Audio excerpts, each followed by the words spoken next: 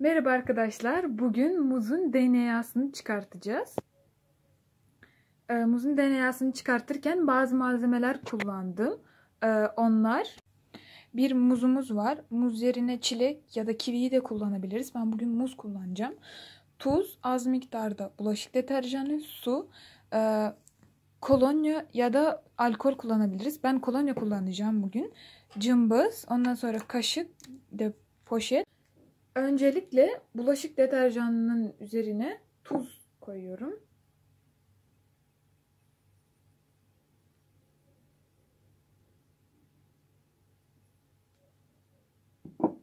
Ondan sonra az miktarda su koyuyorum.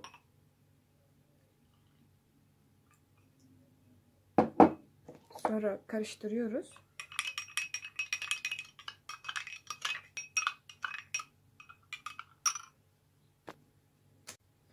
Hazır olan karışımımızı muzu temizleyip poşetin içine koyduktan sonra üzerine ekliyoruz.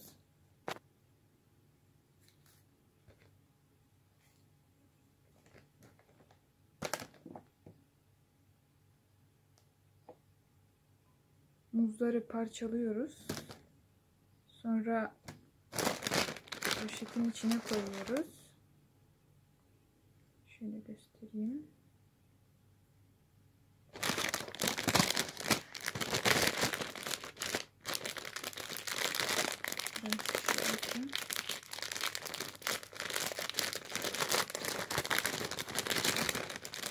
Ondan sonra üzerine hazırladığımız karışımı ekliyoruz.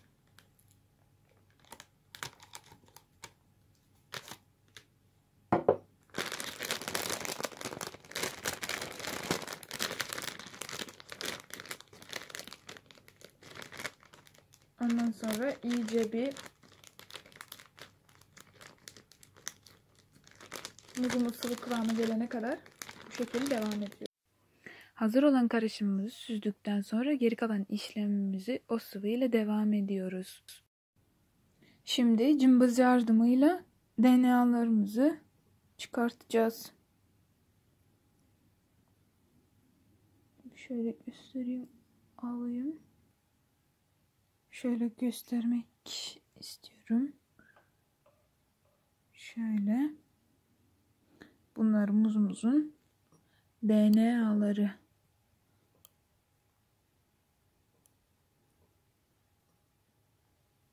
Yine az bir şey almaya çalışıyorum da.